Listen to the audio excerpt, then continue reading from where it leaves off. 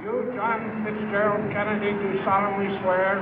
I, John Fitzgerald Kennedy, do solemnly swear.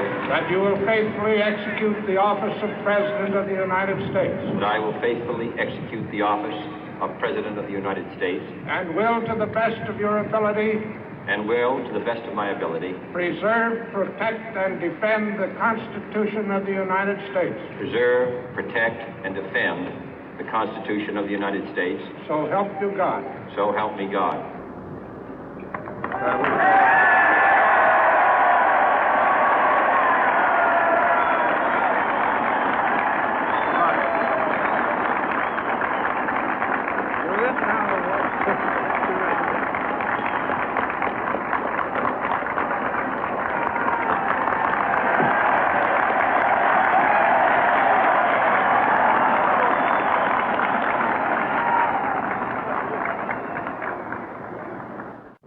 Vice President Johnson, Mr. Speaker, Mr. Chief Justice, President Eisenhower, Vice President Nixon, President Truman, Reverend clergy, fellow citizens.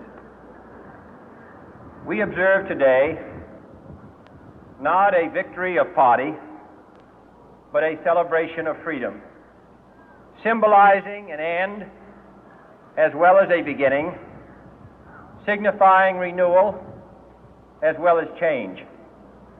For I have sworn before you and Almighty God the same solemn oath our forebears prescribed nearly a century and 3/4 ago.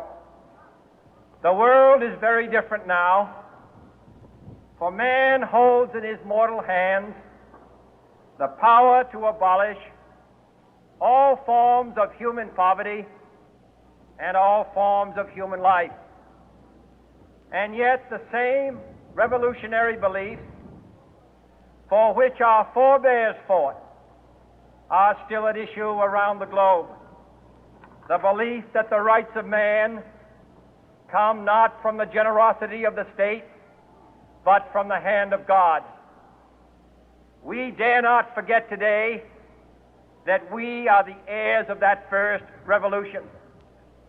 Let the word go forth from this time and place to friend and foe alike that the torch has been passed to a new generation of Americans born in this century, tempered by war, disciplined by a hard and bitter peace, proud of our ancient heritage, and unwilling to witness or permit the slow undoing of those human rights to which this nation has always been committed and to which we are committed today at home and around the world.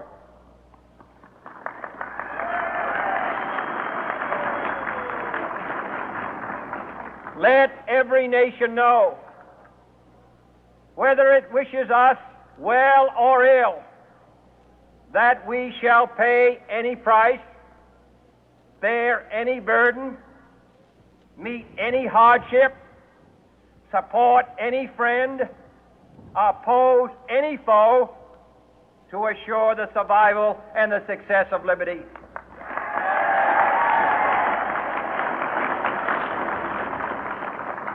This much we pledge and more.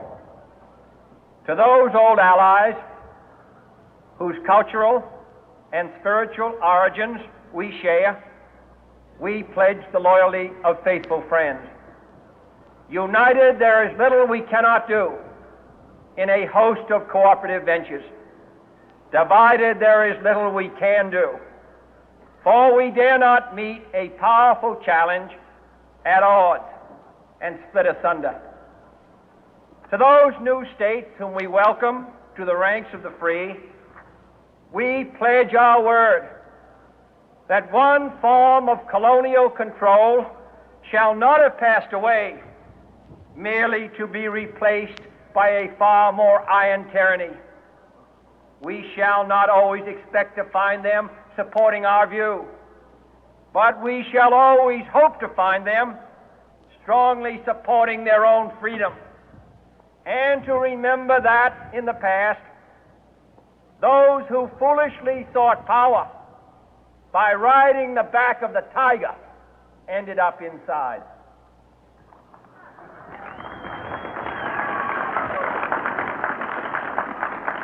To those people in the huts and villages of half the globe struggling to break the bonds of mass misery, we pledge our best efforts to help them help themselves for whatever period is required, not because the communists may be doing it, not because we seek their votes, but because it is right.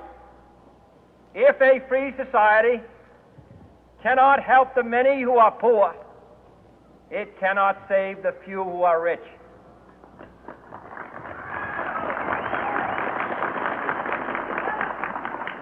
To our sister republics south of our border, we offer a special pledge to convert our good words into good deeds, in a new alliance for progress, to assist free men and free governments in casting off the chains of poverty. But this peaceful revolution of hope cannot become the prey of hostile powers. Let all our neighbors know that we shall join with them to oppose aggression or subversion anywhere in the Americas. And let every other power know that this hemisphere intends to remain the master of its own house.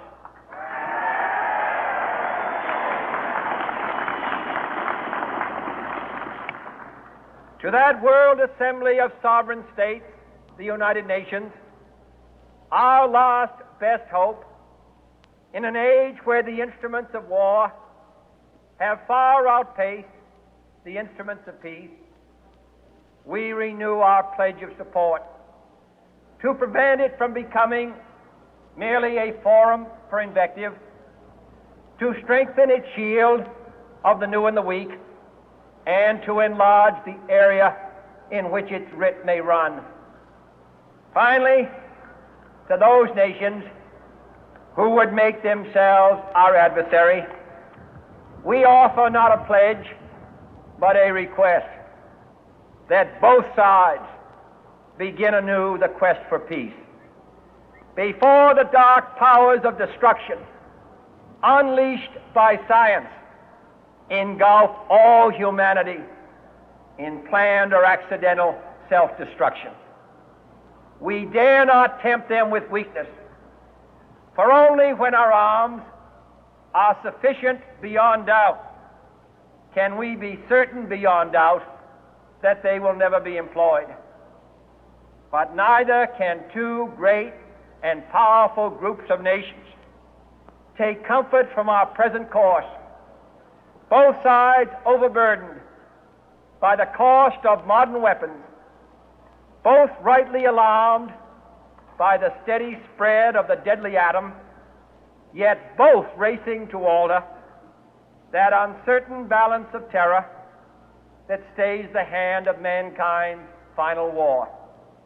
So let us begin anew, remembering on both sides that civility is not a sign of weakness, and sincerity is all